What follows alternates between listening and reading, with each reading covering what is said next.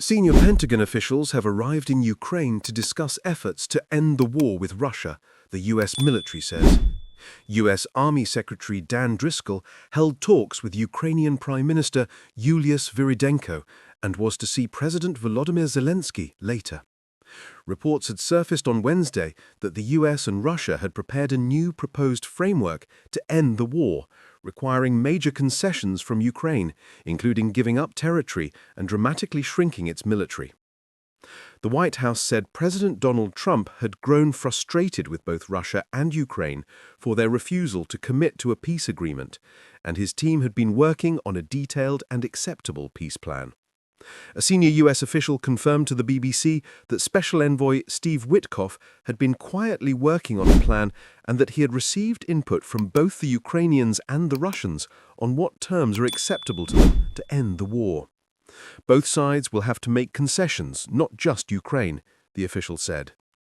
Details of the draft 28-point plan emerged more than 3 weeks after Witkoff and his Russian counterpart, Kirill Dmitriev, are said to have spent 3 days in meetings in Miami, Florida. Moscow has not confirmed or denied that a plan was worked out. Kremlin spokesman Dmitry Peskov said contacts had taken place with the US, but no consultations or negotiations were happening.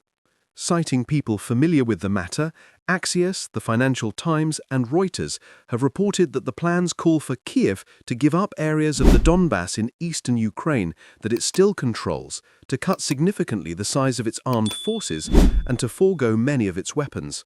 Zelensky has repeatedly ruled out any territorial concessions to Russia. Neither EU nor Ukrainian officials are believed to have been involved in drafting the new proposal, sparking fears it could be overwhelmingly favorable to Russia. EU Foreign Policy Chief Kaja Kallas warned that for any plan to work, it would need to have Ukrainians and their EU allies on board, and French Foreign Minister Jean-Noël Barrot said the Ukrainians do not want any form of capitulation. After meeting US officials, Ukraine's Prime Minister did not address the rumored plan, but said their visit provided an opportunity for representatives of the American administration to assess the situation on the ground and see the consequences of Russian aggression. On Wednesday, Ukrainian officials said at least 26 people had been killed in a Russian missile and drone attack on blocks of flats in Ukraine's western city of Ternopil. Another 22 people were missing at the site, Zelensky said in an update on Thursday. Zelensky was in Turkey at the time of the Ternopil attack, and unconfirmed Ukrainian reports suggested that talks had been planned with Trump's envoy in Ankara, but had then been called off. Driscoll's team is the most senior military group to travel to Kyiv since Trump took office in January. He is joined by Army Chief of Staff General Randy George, top U.S. Army Commander in Europe General Chris Donahue, and Sergeant Major of the Army Michael Waymer. There was no mention of the proposed framework when the U.S. Army Secretary arrived in Kyiv late on Wednesday.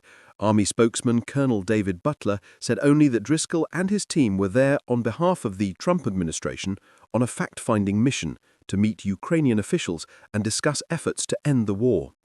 A Ukrainian official told CBS, the BBC's US media partner, that talks on the trip would focus on the military situation on the ground as well as plans for a possible ceasefire. The unnamed official said President Zelensky and Trump have already agreed to stop the conflict along the existing lines of engagement, and there are agreements on granting security guarantees.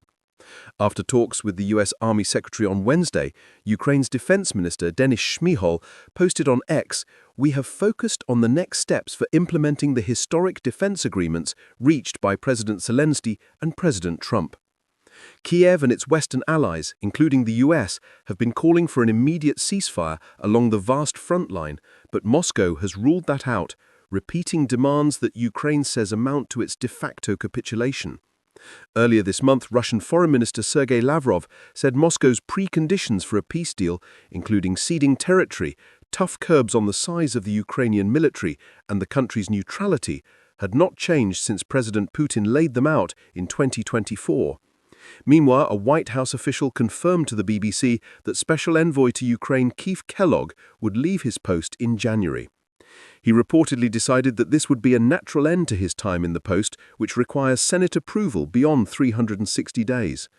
Kellogg has been seen as an important advocate for Ukraine in the White House during a time when Trump has often appeared to side with Russia in the conflict.